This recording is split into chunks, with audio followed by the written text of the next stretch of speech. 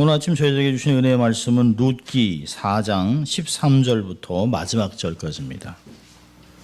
룻기 4장 13절부터 마지막 절까지 하나님의 말씀을 봉독해 드립니다.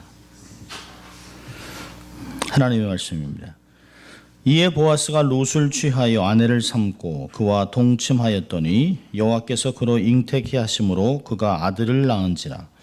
여인들이 나오미에게 이르되 찬송할지로다. 여호와께서 오늘날 내게 기업 물을 자가 없게 아니하셨도다. 이 아이의 이름이 이스라엘 중에 유명하게 되기를 원하노라.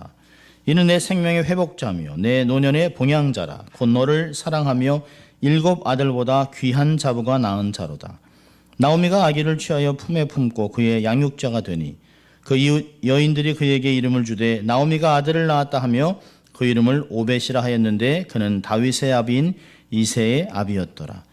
베레스의 세계는 이러하니라. 베레스는 헤스론을 낳았고 헤스론은 람을 낳았고 람은 암미나답을 낳았고 암미나답은 나손을 낳았고 나손은 살몬을 낳았고 살몬은 보아스를 낳았고 보아스는 오벳을 낳았고 오벳은 이새를 낳았고 이새는 다윗을 낳았더라. 아멘. 하나님의 말씀이었습니다.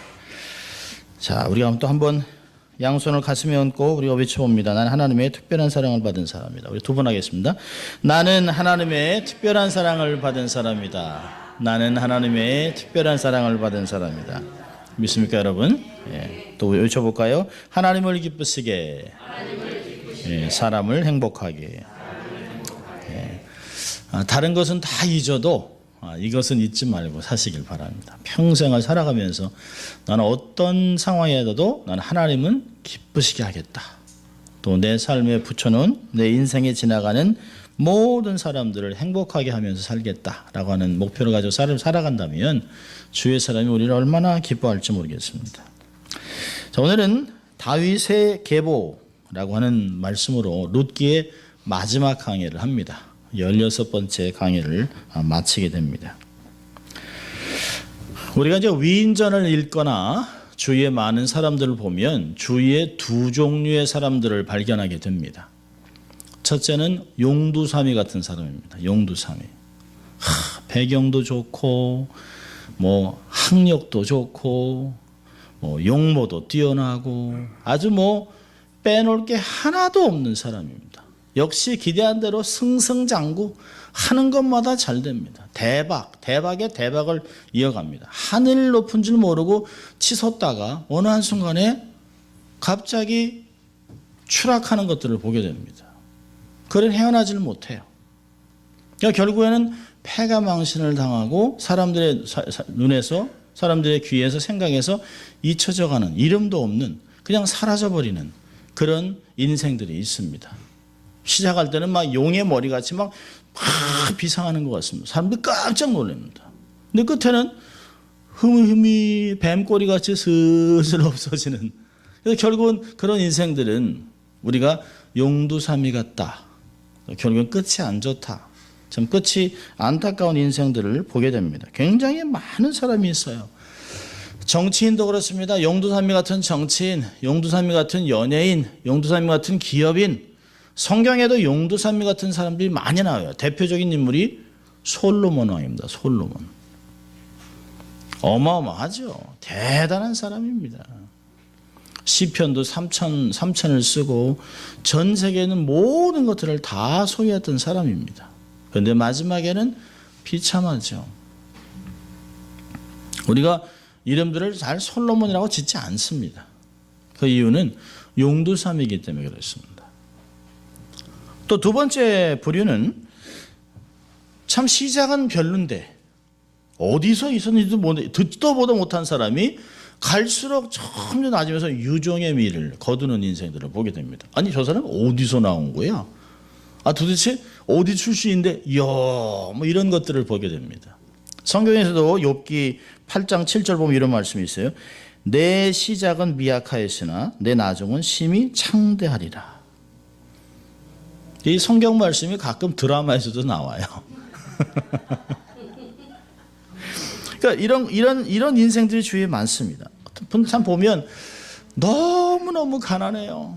그래서 배움의 끈이 짧습니다. 배우고 싶었지만 기회가 안 됐어요. 특별히 아마 우리 부모님들 세대에서는 웬만한 사람들 빼놓고는 정말 배우고 싶었지만 학교를 갈 수가 없었던, 먹고 사는 게 너무 먼저니까 그런 분도 있어요. 내놓을 것 하나도 없습니다.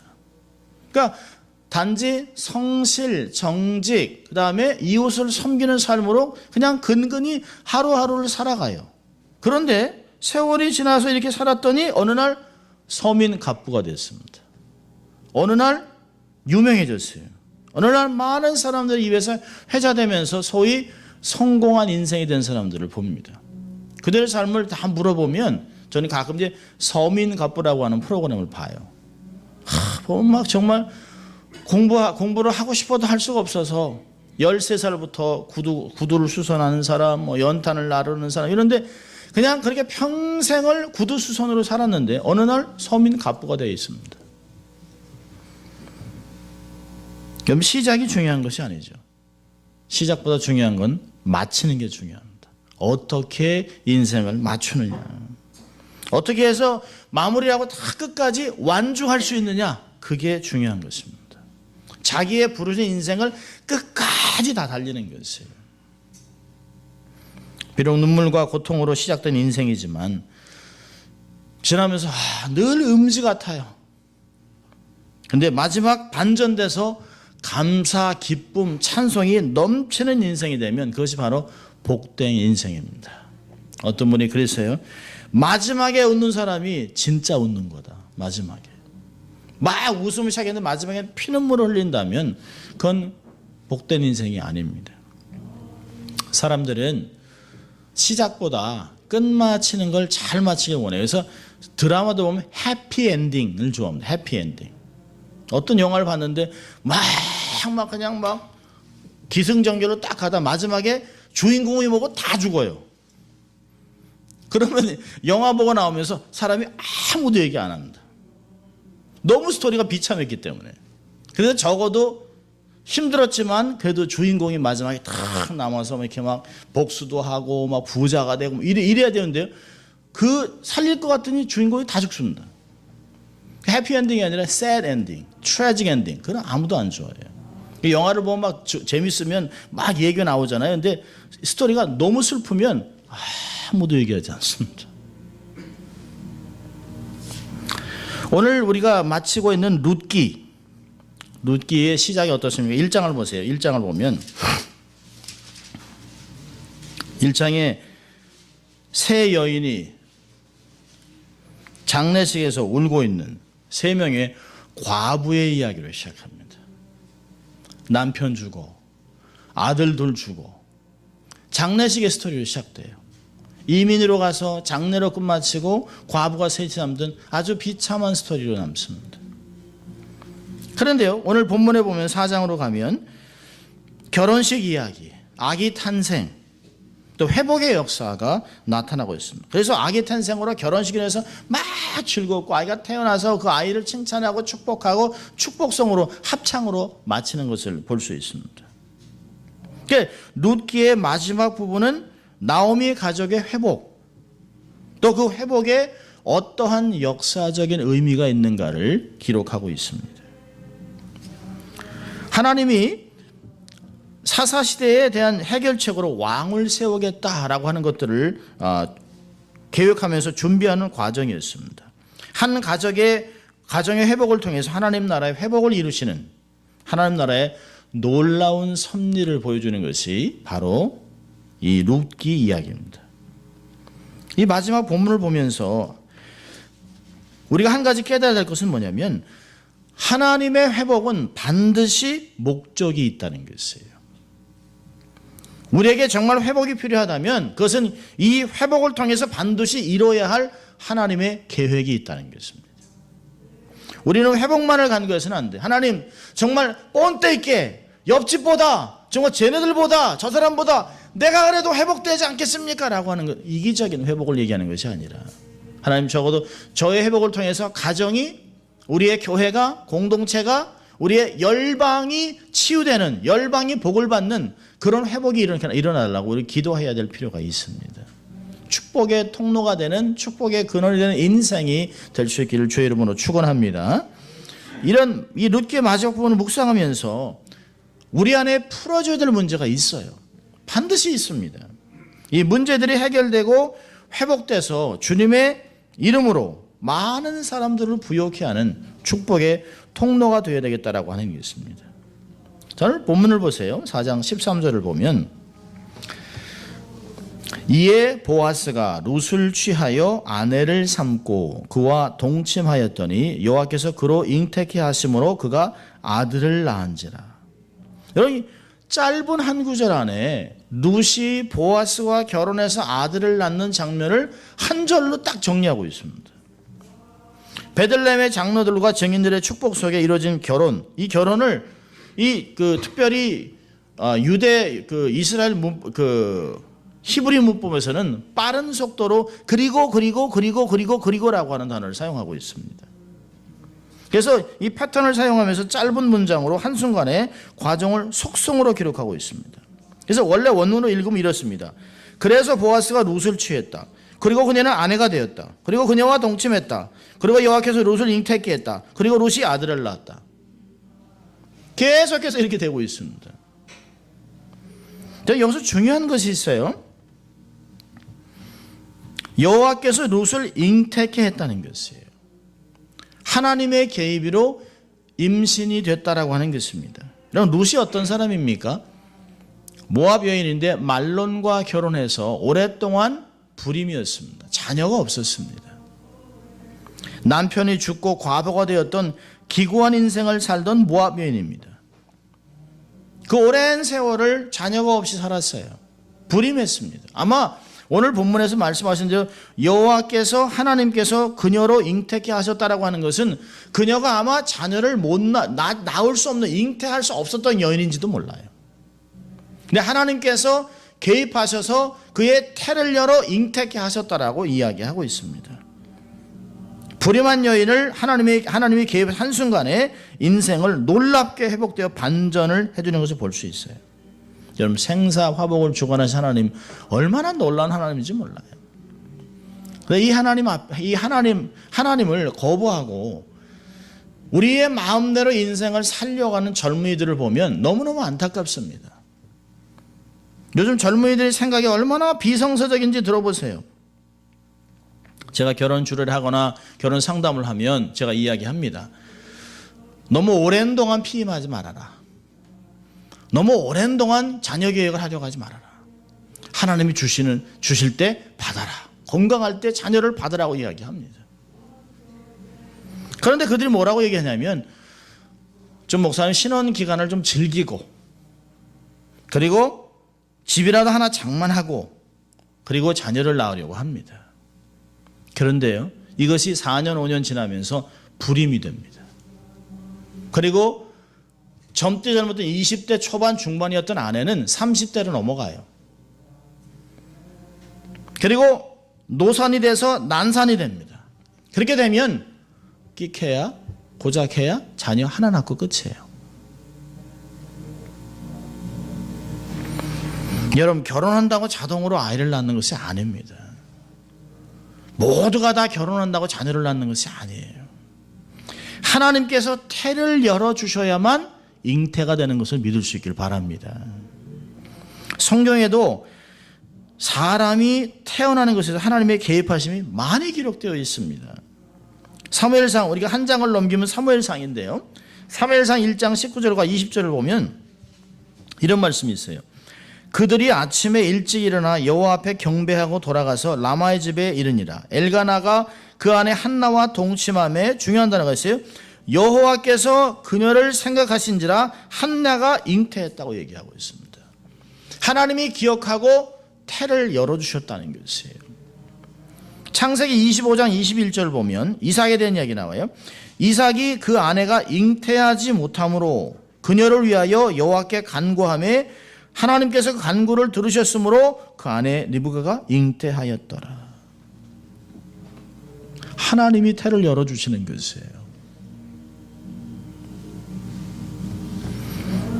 오늘 본문을 보면 13절에 여호와께서 그녀로 잉태케 하심으로 그녀가 아들을 낳았다 얘기합니다.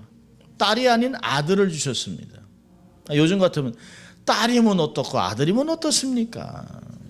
요즘은 딸이 더 좋더만 뭐 얘기합니다. 아들 있으면 뭐 고속버스 타지만 딸 있으면 비행기 타고 뭐 이런다고 얘기를 합니다. 그런데 여기서 얘기하는 건 그런 걸 얘기하는 것이 아니에요. 결혼의 목적이 뭡니까? 결혼의 목적은 엘리멜렉의 가정의 족보를 이어가는 것이에요. 그건 여인이 할 수 있는 일이 아닙니다. 반드시 아들을 통해서만 족보가 이어지는 것이에요. 그렇다면 하나님이 태를 열어서 딸을 주시지 않고 아들을 줬다는 게 뭘까요? 하나님이 순조롭게 하셨다는 것이에요. 이 결혼이라는 과정을 통하여 모든 것을 합력하여 결국에는 선을 이루셨다.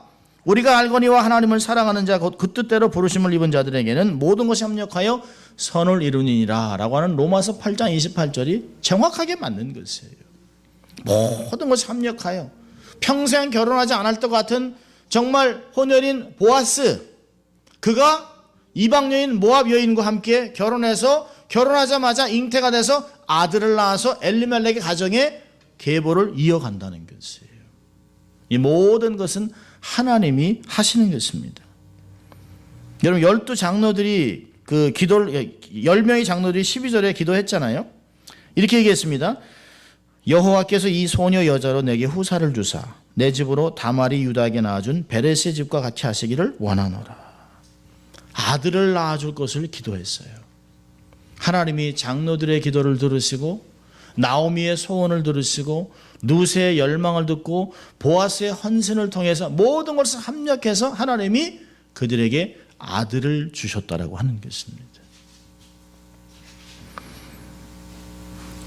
우리도 하나님을 전심으로 사랑하고 경외하고 그분의 말씀을 순종하고 살아간다면 어떤 상황 속에서도 모든 것이 합력하여 선을 이룰 것을 믿을 수 있기를 바랍니다. 절대로 낙심하지 마세요. 절대로 좌절하지 마십시오. 절대로 포기하지 마십시오. 하나님의 말씀을 마음에 확실하게 새겨 놓으세요. 히브리서 6장 14절은 이렇게 얘기하고 있어요.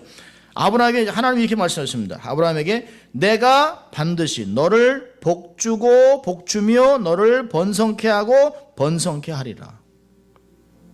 근데 이 말이 우리와 무슨 상관이 있습니까? 갈라디아 3장 9절은 이렇게 얘기합니다. 그러므로 믿음으로 말미암은 자는 믿음이 있는 아브라함과 함께 그의 복을 나눈다 얘기하고 있습니다.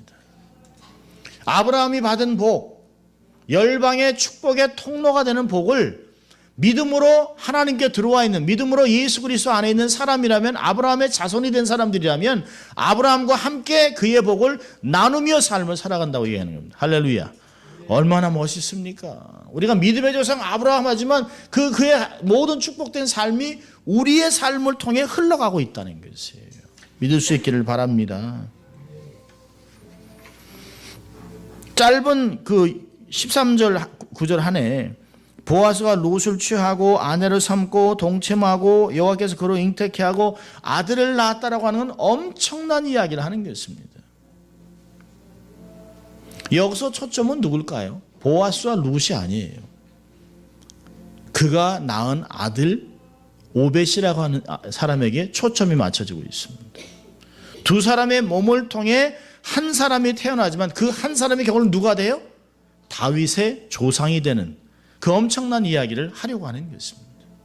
마치 룻의 이야기는 정말 불행과 슬픔과 고통과 낭만과 좌절과 정말 세상에서 정말 어려운 이야기로 시작을 했지만 계속해서 1장, 2장, 3장을 넘어가면서 이 마지막 이야기를 하고 싶어서 이 오벳이라고 하는 다윗의 할아버지 이야기를 하고 싶어서 이야기를 하는 것이에요. 이러한 가정에 도대체 누가 태어나길래 룻기는 이 3장이라는 이야기를 계속해서 펼쳐나가는데요. 4장에 가서는 한 절에 정리합니다. 13절에 아들을 낳았다. 그리고 이 아들에 대해서 설명해 주고 있습니다. 14절부터 17절까지는 갑자기 1장에 있다가 사라졌던 동네 여인들이 나타납니다. 동네 여인들. 여인들이 나타나서 막 축복을 해요. 두 번이나 나와요. 그 지역에 사는 여인들. 14절에 여인들이 17절에 그 이웃 여인들이, 그 여인들의 축복은 뭘까요? 14절, 우리 14절 15절 우리 함께 같이 읽습니다. 14절 15절 시작. 여인들이 나오미에게 이르되 찬송할지로다. 여호와께서 오늘날 내게 기업 물을 자가 없게 아니하셨도다. 이 아이의 이름이 이스라엘 중에서 유명하게 되기를 원하노라. 이는 내 생명의 회복자며 내 노련의 복량자라. 곧 너를 사랑하며 7 아들보다 귀한 자부가 낳은 자로다. 예. 나오미가 모압 며느리와 함께 거짓고를 하고 베들레헴에 돌아왔을 때는 여인들이 이런 말 하지 않았어요. 여인들이 딱 보고 하고 놀랬지도 몰라요. 아마 수근수근하면서 나오미 아니야? 나오미 맞지? 우와, 왜 저래? 아이고 어떡하지? 그리고서는 사라져요. 아무 얘기도 하지 않습니다. 온 성읍이 그로 인해서 나오미 아니냐라고 얘기합니다. 이러던 여인들이 나오미를 찾아와서 축복합니다. 이제는 공적으로 나와서 나오미에게 나와서 하나님을 찬송하고 있습니다. 여러분, 남편과 어려운 환경을 떠나 외국에서 잘 살아보려고 이민 갔어요. 우리도 다 그러지 않았습니까?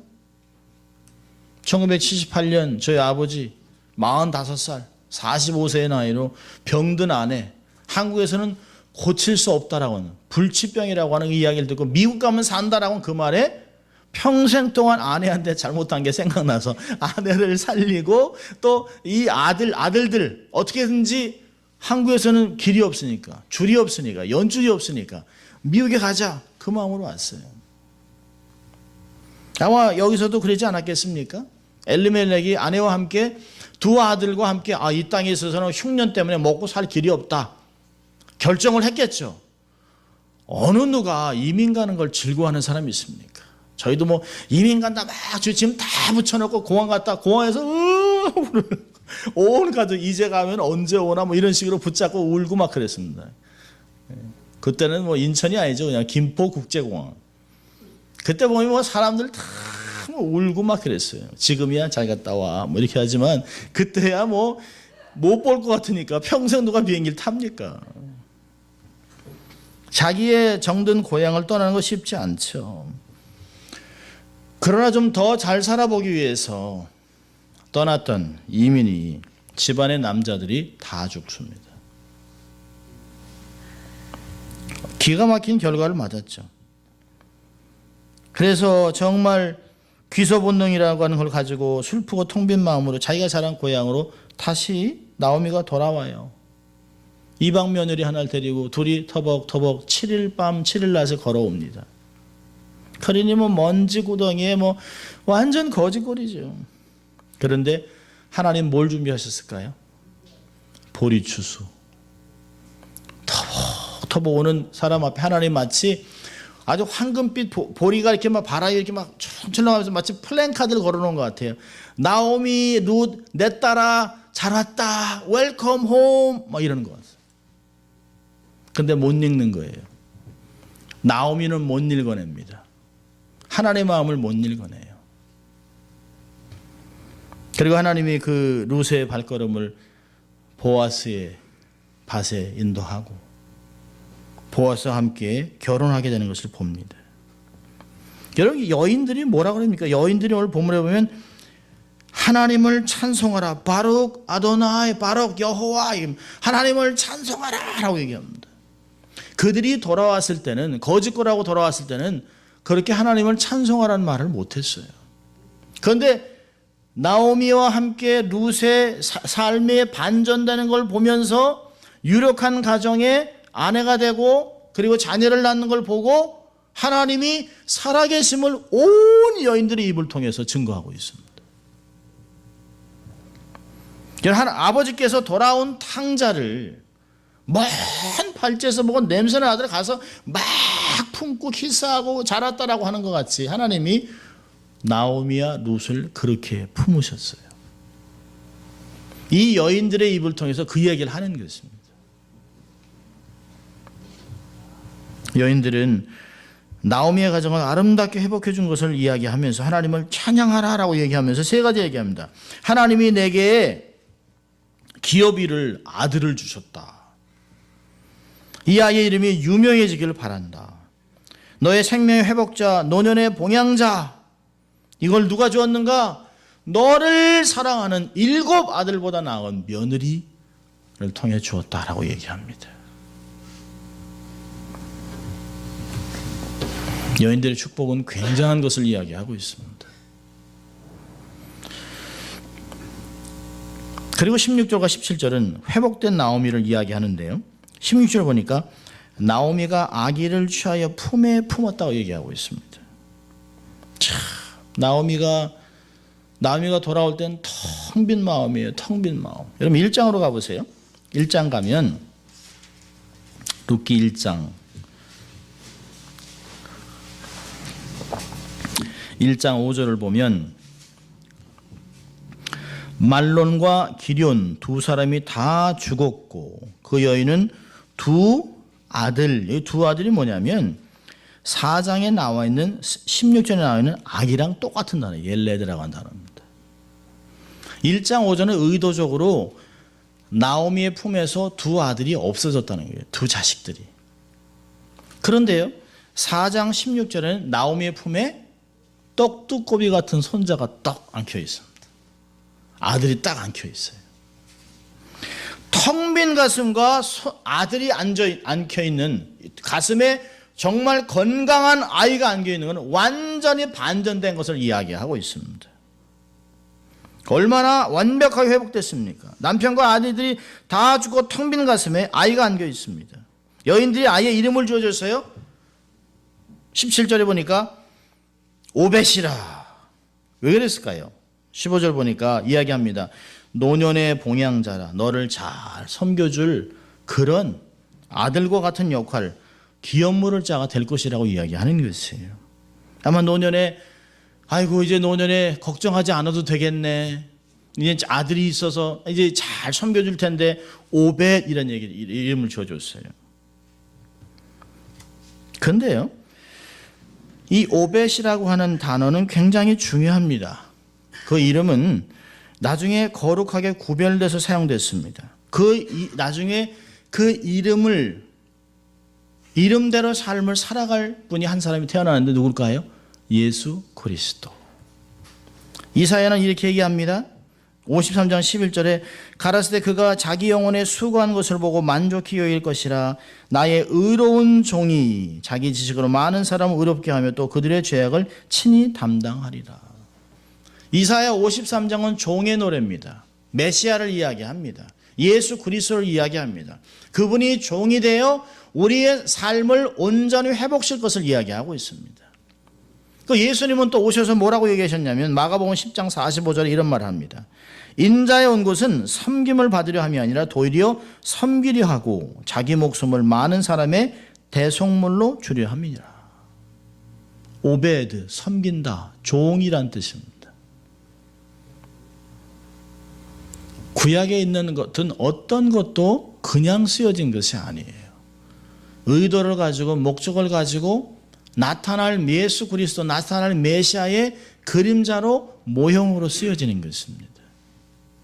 한 가정의 회복이 하나님의 구속사에 있어서 놀랍게 쓰여지고 있는 것을 보여주고 있습니다. 그걸 통해서 우리도 우리의 가정을 통해서 하나님의 구속사가 아름답게 쓰여질 수 있다라고 하는 것이에요. 우리의 가정이 왜 회복되어야 될까요? 우리가 왜 말씀을 지켜야 할까요? 왜 우리가 하나님을 경외하고 살아야 될까요? 우리를 통해서 어떠한 인생들이 태어날지 모른다는 것이에요. 우리를 통해 하나님이 어떠한 역사를 이룰지 아무도 모른다는 것이에요. 사실은 룻기 4장은 17절로 사실 끝나야 되는 것이에요. 그 이름을 오벳이라 하였다 라고 끝나야 되는데요, 그 오벳이 다윗의 아비인 이새의 아비였다라고 얘기하고 18절에부터 10대를 이야기합니다. 베레스로부터 다윗까지를 이야기합니다. 이 성경을 보면 하나님이 택한 자들의 족보에 보면 대개 10대가 나와요. 창세기 5장에 10대가 나옵니다. 창세기 11장에 셈의 가족의 10대가 나와요.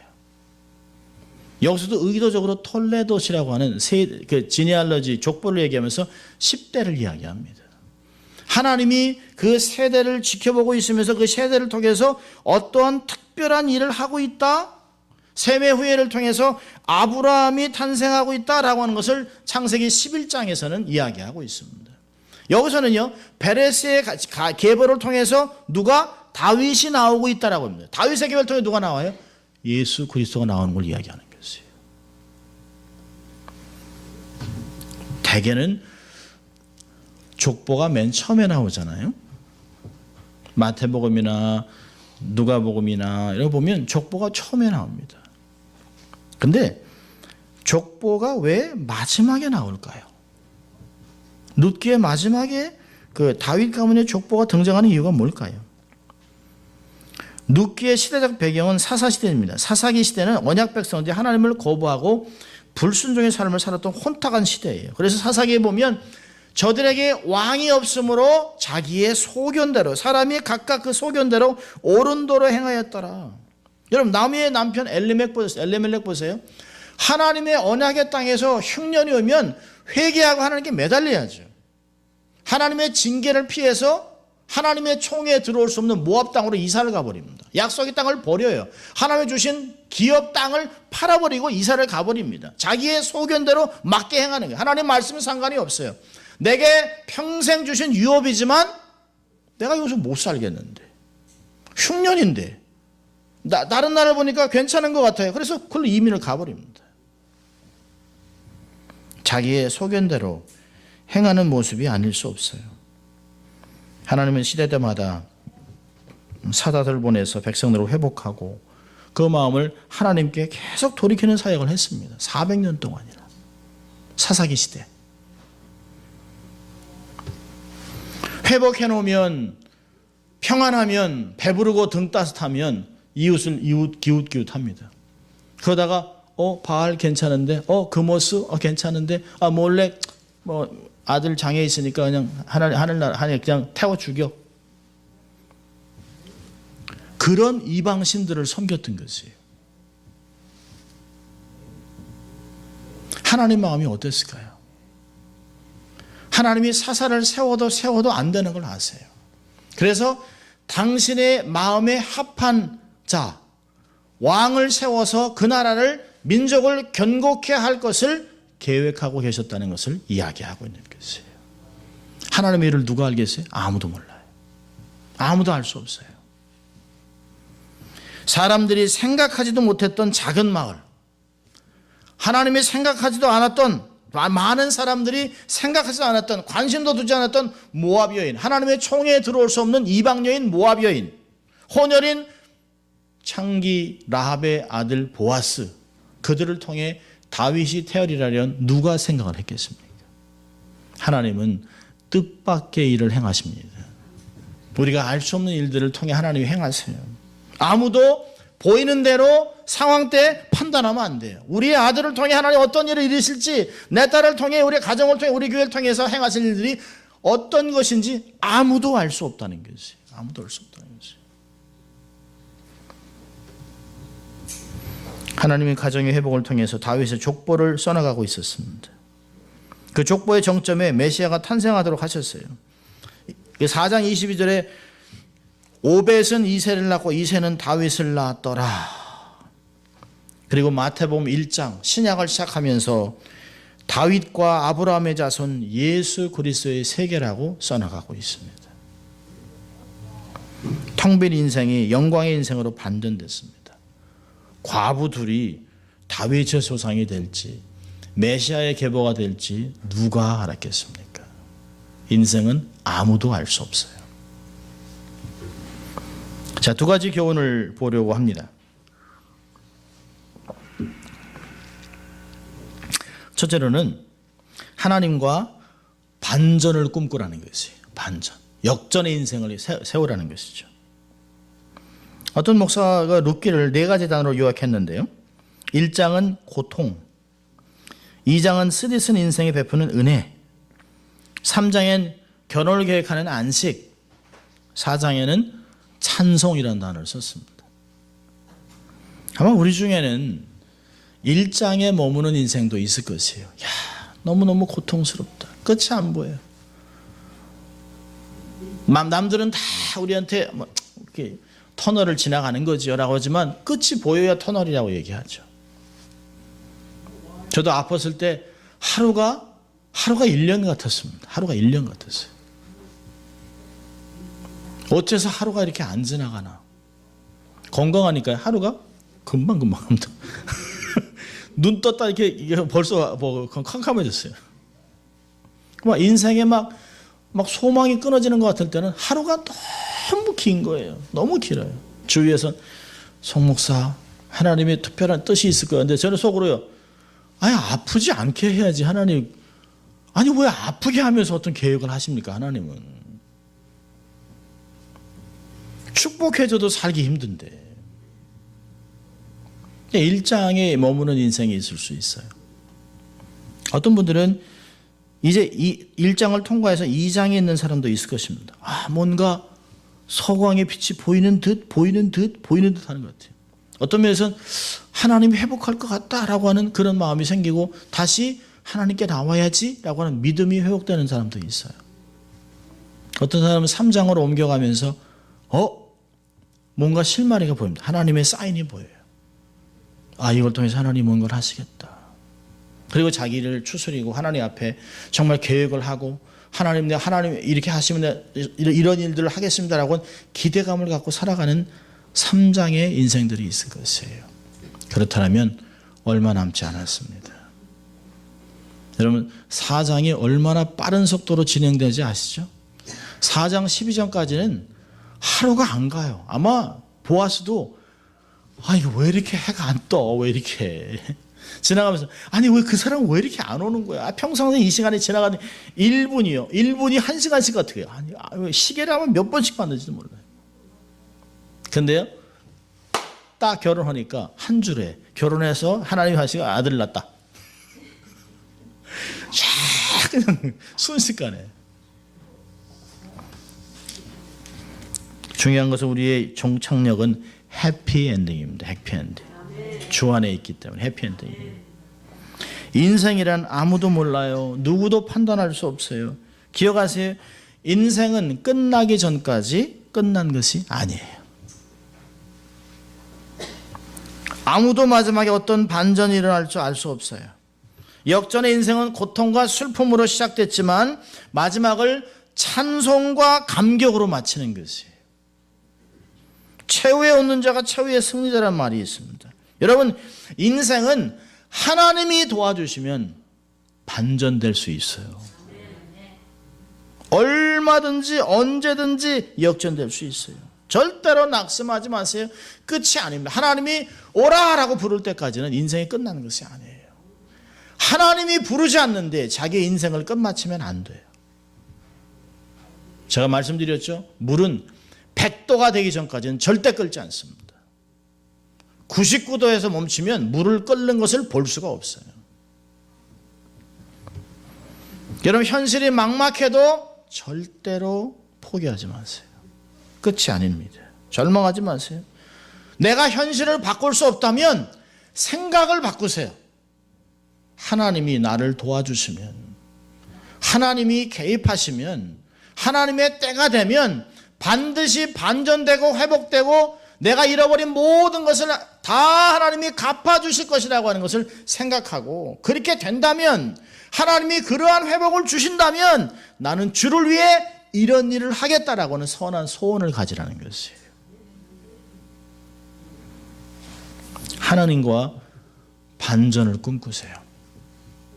하나님 나를 회복해 주시면 우리 가정이, 우리 교회가, 또 열방의 선교사들이 나를 통해 위로받는 역사가 나타나게 도와달라. 그런 기도할 수 있기를 바랍니다. 그게 믿음입니다. 현실 그대로 바로 받아들여서 현실에 무너지는 게 믿음이 아니에요. 현실을 수용하는 게 믿음이 아니에요. 현실을 하나님의 방법으로 해석하는 게 믿음입니다. 자, 두 번째 교훈은 작은 일에 최선을 다하십시오. 작은 일에. 작은 일에. 하찮아 보이는 것.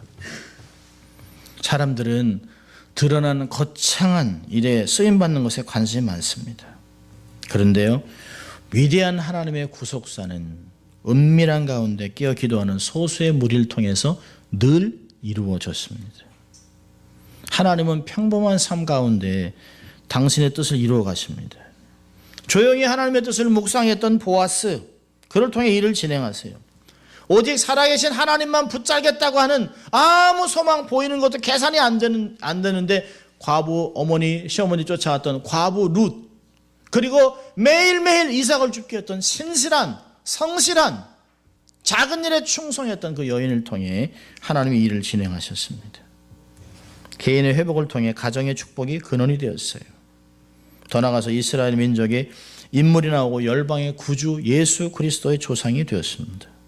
여러분, 작은 일을 절대로 멸시하지 마세요. 하찮게 여기는 사람, 작은 일을 하찮게 여기는 사람은 절대로 하나님의 큰 일 맡기지 않습니다. 작은 일을 하찮게 여기는 사람들에게는 절대로 하나님의 역사를 맡기지 않습니다. 왜냐하면 하나님은 작은 것에 영광을 걸어놓으셨기 때문에 그렇습니다. 가까운 가족부터 온전히 섬겨주세요. 친척, 교우, 교포, 이웃을 섬기십시오. 모든 것은 작은 것으로부터 시작됐습니다. 자신에게 주어진 어떤 작은 은사, 작은 선한 마음, 작은 재능, 이것 가지고 뭐가 되겠습니까? 라고 했던 오병이어로 남자만 5,000명이 먹는 역사가 나타나요. 우리의 생각을 바꾸세요. 이것 갖고, 그러나 이것이 하나님의 손에 들리기만 하면, 이것이 하나님께만 드려지기만 하면, 이 작은 것, 그것을 충성하라는 것이에요. 우리는 모두 구원 역사라는 거대한 드라마 속에 포함되어 있는 사람들입니다. 다 각자가 역할이 있어요. 엄지손가락, 둘째, 셋째, 넷째 손가락 다 역할이 있습니다. 각자 역할도 달라요. 재능도 다르고 능력도 다르고 모든 경험도 다르죠. 협력하면 이 몸된 공동체를 통해 하나님의 거룩한 구속사의 드라마를 만들어낼 수 있습니다. 하나님 마음에 합하기만 하면, 하나님 마음을 기쁘기만 하면, 하나님이 주신 테스트에 합격하고 검증만 된다면 하나님은 우리의 인생을 반전을 통해 놀랍게 이루어 가실 것입니다. 여러분, 로마서 8장 28절이 마지막에 우리에게 들려주는 말씀이 뭡니까? 하나님을 사랑하는 자, 곧 그 뜻대로 부르심을 입은 자들에게는 모든 것이 합니다. 모든 건 뭐예요? 고난, 슬픔, 눈물, 좌절, 낙심, 정말 기억하기 싫은 것들, 어떤 면에서 저에게는 아팠던 4년의 기간을 기억하고 싶지 않은, 그런데 그 모든 것을 합력해서 결국에는 선을 이루신다는 것이에요. 로마서 8장 28절의 선은 뭘까요? 하나님의 계획과 뜻입니다. 상상도 할 수 없었던 하나님의 뜻, 계획들을 이뤄가시고 있다는 것이에요. 하나님과 함께 반전을 꿈꾸십시오. 최선을 다하면서 작은 것에 충성해서 하나님의 손에 붙잡혀 쓰임받는 여러분과 우리를 될 수 있도록 주의 이름으로 축원합니다. 기도하겠습니다. 하나님 아버지, 감사합니다. 오늘도 하나님 룻기를 통하여 하나님이 우리의 삶을 통하여 무엇을 이루고자 하는지 알게 하신 주님 감사합니다. 하나님, 힘들고 어렵더라도 결코 낙심하지 않게 하시고 하나님과 새로운 꿈을 꾸고 하나님과 놀라운 역사를 이루기 위하여 내게 맡겨준 작은 일을 충성되게 감당하여 하나님 앞에 착하고 충성된 종이 되어 더 큰 일을 맡김을 받는 저희들 되게 하시고 결국엔 하나님께 큰 영광 돌려드리는 저희들 될 수 있도록 하나님 축복하여 주시옵소서. 감사하고 예수님 이름으로 기도합니다. 아멘. 이제